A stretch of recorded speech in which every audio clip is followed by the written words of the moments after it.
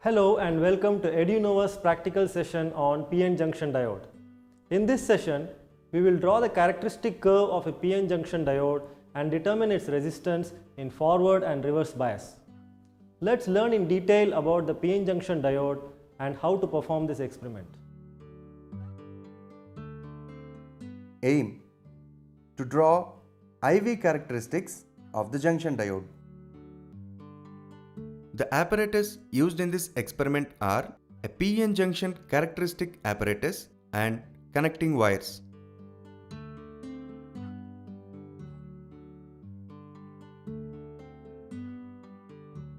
A P-type semiconductor is the one which has free hole and impure immobile negative ions. So, we can say that P-type semiconductor have excess number of holes and they are majority charge carriers. Whereas N-type semiconductor is the one which has free electron and impure immobile positive ions. So, we can say that N-type semiconductor have excess number of electrons and they are the majority charge carriers. The combination of P-type and N-type semiconductors result in a PN junction diode. Here, at the junction, diffusion takes place. Similarly, due to the higher concentration of electrons in the N section, electrons diffuse from N side to P side, leaving behind an ionized positive charge which is immovable. As the holes and electrons continue to diffuse, a layer of negative charge on the P side of the junction and a layer of positive charge on the N side of the junction is developed. This junction region is known as depletion layer. Since either side of the junction region stationary positive and negative charges exist, there is an electric potential difference Vd across the junction which is called potential barrier. It prevents the further movement of holes and electrons. And this whole combination is nothing but the PN junction diode. Here, the white line on one end indicates that it is a negative terminal. Now, let us study the forward bias characteristics.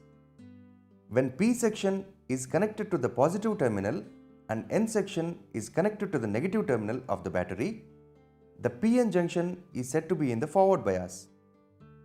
With the increase in forward bias voltage, the forward current increases slowly. When the forward bias voltage V equal to the threshold voltage, the forward current increases rapidly.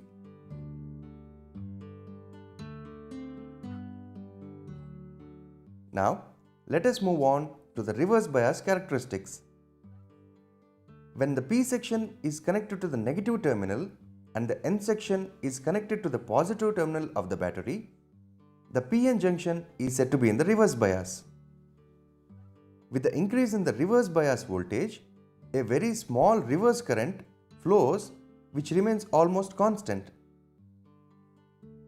When the reverse bias voltage V equal the reverse breakdown voltage, the reverse current suddenly increases to a large value. Now that you have understood the working of a PN junction diode and the procedure for this experiment, let's make the connections. This is the on-off switch for the power supply for this circuit. When you are making the connections in forward bias, you must flip both these toggle switches towards FB, that is forward bias. When you are making the connections for reverse bias, you must flip both these toggle switches towards RB, that is reverse bias. We will use these two terminals to connect the diode in forward bias and these two terminals to connect the diode in reverse bias. So now let's make the connections for forward bias. As you can see in the circuit diagram for forward bias, the positive terminal of the voltmeter is already connected to the high potential point and the negative terminal of the voltmeter is also already connected to the low potential point. So, to connect the positive terminal of the diode to high potential, we will first connect the positive terminal of the voltmeter to the positive terminal of the ammeter, and then we will connect the negative terminal of the ammeter to the positive terminal of the diode.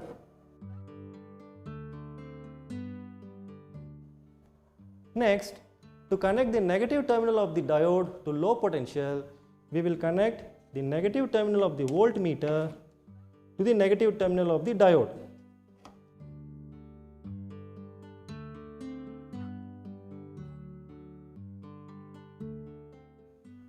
Thus, the diode is now in forward bias since the positive terminal of the diode is connected to the high potential point and the negative terminal of the diode is connected to the low potential point. The voltmeter measures the forward bias voltage and the ammeter measures the forward current in milliamperes. Thus, the connections in forward bias are complete. So now let's start the experiment. Remove the zero errors, if any, in the ammeter and voltmeter. As you can see, the ammeter here has a zero error of 2 divisions while the voltmeter does not have any zero error. So let's first remove the zero error in the ammeter by using the screwdriver.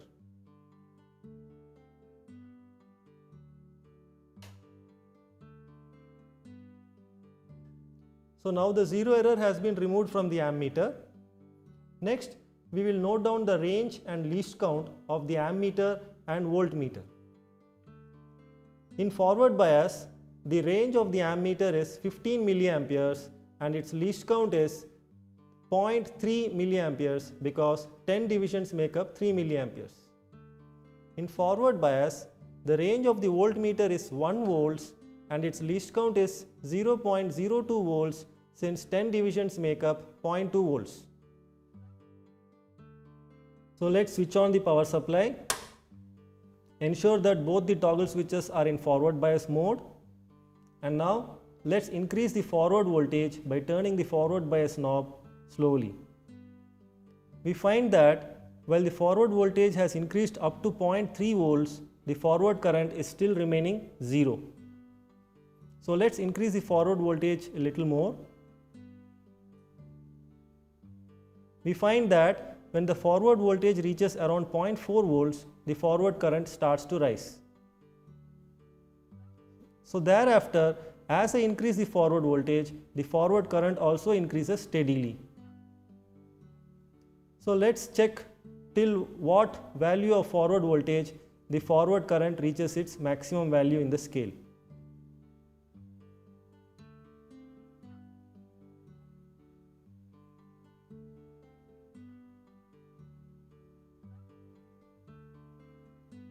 So we find that we will be able to take measurements up to around 0.6 volts so that we can cover the entire range of the ammeter.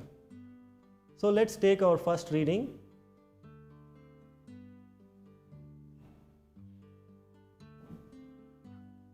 We will set the forward voltage to 0.02 volts and we find that the forward current is 0 milliamperes. So like this, we can increase the forward voltage by turning this forward bias knob slowly and take as many readings as possible to cover the entire range of the ammeter and voltmeter.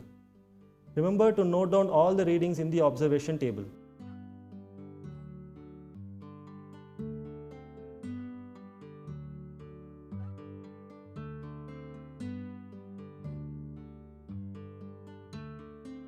Now that we have taken the readings for forward bias, let's make the connections for reverse bias. First, flip the toggle switches to reverse bias mode. Now, as you can see in the circuit diagram for reverse bias, the positive terminal of the voltmeter is already connected to the high potential point and the negative terminal of the voltmeter is already connected to the low potential point. So, we connect the negative terminal of the diode to high potential point by first connecting the positive terminal of the voltmeter to the positive terminal of the ammeter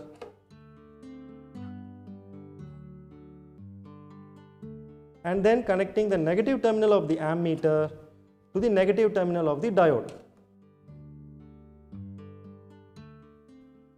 Next, we connect the positive terminal of the diode to low potential point by connecting it to the negative terminal of the voltmeter.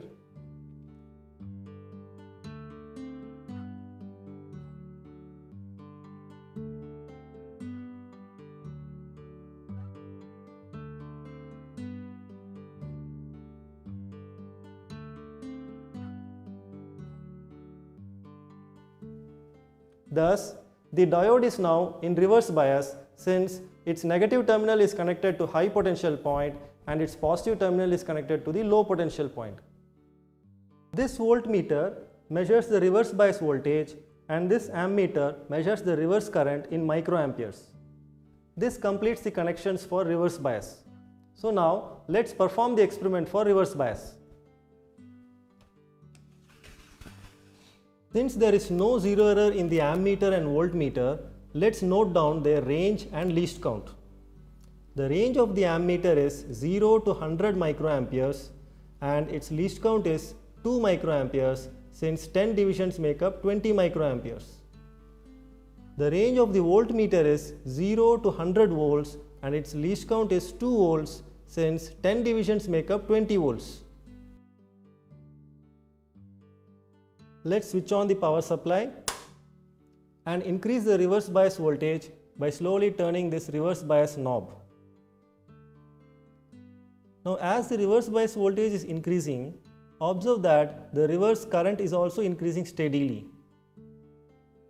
Since we want to utilize the full range of the ammeter scale, let's find out at what value of reverse bias voltage the ammeter reaches its maximum deflection.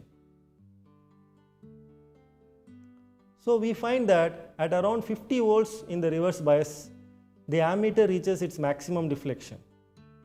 So we will plan our measurements in such a way that we take as many readings as possible till the voltmeter reaches 50 volts. So let's take our first measurement for the voltmeter reading of 4 volts. So now the voltmeter is showing 4 volts and the corresponding reading in the ammeter is 2 microamperes. So note this down in the observation table and take the remaining readings by increasing the reverse bias voltage slowly by rotating this reverse bias knob. Tabulate all your readings in the observation table.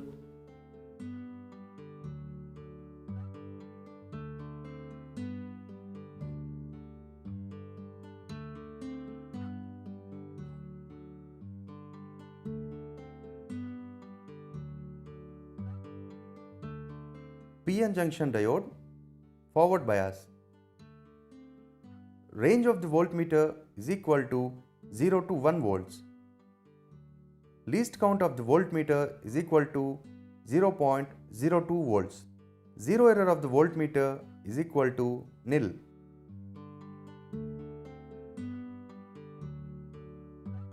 Range of milliammeter is equal to 0 to 15 milliamperes. Least count of milliammeter is equal to 0.3 milliamperes. Zero error of the milliammeter is equal to nil. Observation table for forward bias voltage and forward current. When the input voltage Vf is increased in steps of 0.02 volts from 0 to 0.2, the forward current If is 0. After that, when the input voltage is increased in steps of 0.1 volt, the input current slowly increases.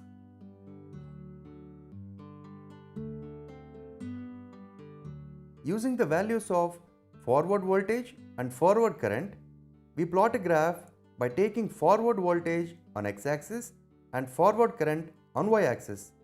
We consider a suitable scale. On x-axis, 1 cm is equal to 0.1 volt. On y-axis, 1 cm is equal to 5 milliamperes. Origin 0, 0. Now, let us plot the points on the graph. The graph comes out to be as shown here. In forward bias, junction resistance is R is equal to delta Vf by delta If, which is 0.7 minus 0.6 by 15 minus 5. that is equal to 0.1 volt divided by 10 milliamperes is equal to 10 ohms. Junction resistance for forward bias is 10 ohms. Reverse bias. Range of the voltmeter is equal to 0 to 100 volts. Least count of the voltmeter is equal to 2 volts. Zero error of the voltmeter is equal to nil.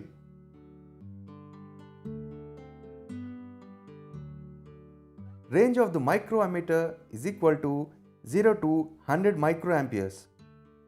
Least count of microammeter is equal to 2 microamperes. Zero error of microammeter is equal to nil. Observation table for reverse bias voltage VR and reverse current IR.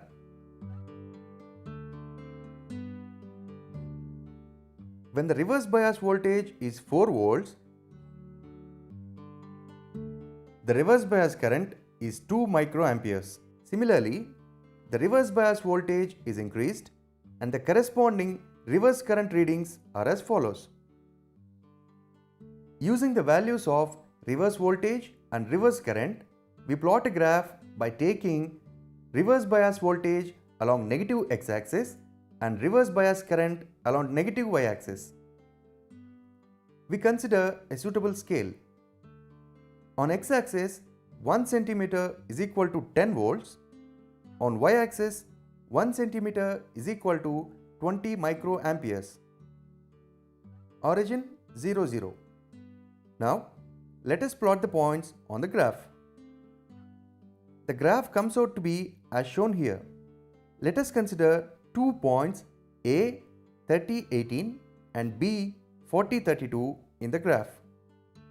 In reverse bias, junction resistance is R is equal to delta VR by delta IR, that is equal to 40 minus 30 by 32 minus 18, which is 10 volts divided by 12 microamperes, that is 0.83 into 10 power 6 ohms.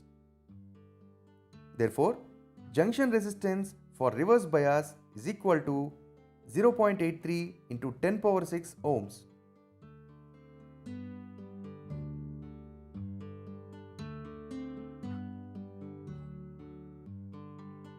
All connections should be neat, clean and tight. Key should be closed only when we are taking the readings. The voltage should be increased in steps of 0 to 1 volt until you observe a significant change in the current.